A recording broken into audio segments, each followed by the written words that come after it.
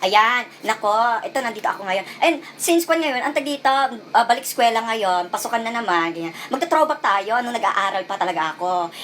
Alam mo naman sa akin, nagtitipid dati ako, konting-konti lang talaga allowance ko. Wag niyong gagayahin to kasi ang sama-sama ako talaga. O mga bata, wag kayong makikinig sa akin ha. Wag niyong gagayahin. Konti-konti na binibigay sa akin na allowance. Syempre, wais din ang mga bakla, di ba? Kaya ito yung mga ginawa ko talaga dati. Throwback. Ayan, pumasok ako sa school, sumakay ako ng jeep. Nakupo ako, hindi ako nagbayad. Ganyan. Tapos nung pagbaba ko na, sinabi ko pa, Kuya, sabi ko, hindi na nga ako nagbayad, sinabi ko pa sa kanya, Kuya, hindi ako, yung sukli ng 50. Ilan yung 50? Isa po, sabi ko sa kanya. Di may pera pa ako. Ayan, may pera talaga ako. Tsaka hindi ko makakalimutan yung lalaki yun. Nagbigay ako dati ng 10 pesos sa kanya. Magkano? 10 pesos. Ayan, 10 pesos. Magkano yung dati? Parang 6 pesos yata yung pamasahe. Sabi ko, nagbigay ng 10 pesos. Sabi ko sa kanya, sabi ng lalaki sa akin, ng jeepney driver, magkano itong 10 piso? Sumagot naman ako. Sabi ko, po kami, 20 po kami. Kasya po ba yan? Kasya po ba yung 10 pesos na yan? Tawanan lahat ng mga tao. Kaya hindi ko makakalimutan talaga yun. Tapos ayun, sumakay naman ako, dati kasi sa Baguio naman, kasi may pinupuntahan ako dati sa Baguio. Ngayon, Tagaloon yan ako.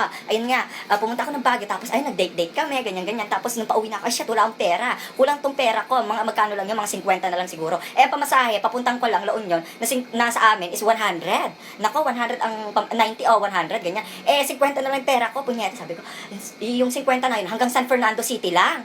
Yun nga, natulog ako, nagtulog-tulogan na lang ako, nagbayad ako, tapos nagtulog-tulogan ako. Nung nasa San Fernando na po, ganyan. Tapos nung natutulog na, nagtulog-tulogan talaga ako dun sa tapos talagang effort talaga ako na parang nagtatago talaga ako. Tapos nung umandar na siya, tapos nakadating na sa amin, sa lugar namin, sa bayan namin, tumayo ako, Kuya, lumagpas na ako, bakit hindi niyo ako ginising? Sabi ko paano na yan? Paano ako makakauwi? Wala akong pamasahe, hindi mo ako ginising, Kuya. Sabi ko sa kanya talaga. Ayun, binigyan niya ako ng pamasahe, di ba? Di ba, pabalik. May pera na nga. Akala niya babalik ako, di ba? So, nung isang na naman, nung sumakay ako, ewan ko ba kung bakit yun yung parating sinasakyan. Tapos, nakabantay na talaga sa akin. Ginigising na talaga, gumising ka na, malapit na tayo sa San Fernando. Putang ina, hindi na talaga bumenta. Isang beses ko na lang talaga ginawa yun. Tapos, ayun naman, yung antag dito, sumakay ako pumunta ako sa Manila, probinsyano ako, nako. Nung probinsyano kasi, pumunta ako. First time ko sumakay ng LRT, nako. Nung pumasok ako sa LRT, hindi ko pang alam yung mga swipe na yan, yung mga kanan. Tapos nung pumasok ako, nung dumaan yung LRT, sabi ko, para, kuya, sabi ko, tinginan talaga yung mga tao sa akin, nakakahiya talaga. Pinapara ko talaga, hinabol ko talaga. Akala ko naman kasi mag-i-stop, di ba? So, ayun nga, yun na naman, ang tag ito, yung taxi driver, ito talaga malupit talaga. Hindi ko talaga makakalimutan. Ang galing ko talaga magdrama. Ayun nga, wala nga ang pera. Sumakay ako talaga. Pang jeep lang talaga. Wala na talagang jeep. Ang haba-haba ng pila. Nag-taxi ako. Naghintay-hintay naman ako. Pero nakataxi ako. Nakasakay ako sa taxi. Ngayon, wala talaga ang pera. Ganyan. Tapos nung nakarating na kami sa bahay namin, ayan, sabi ko. Tapos pahugot-hugot ako, paarta. Hala, nasaan na yung wallet ko?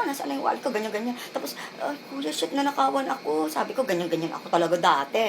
Yan, talagang parang maluha-luha na ako. Sabi, ginaganyan ko talaga. Tapos, tinutusok-tusok ko yung mata ko. Pero, ayun na, ayaw talagang lumabas talaga yung luha ko. Pero, shit, kuya, sabi ko. Tapos, umarta ako. Kuya, wala akong kondito. Nakuha lahat ng pera ko. Kuya, kunin mo na lang tong cellphone ko. Okay lang sa akin. Sabi ko sa kanya talaga.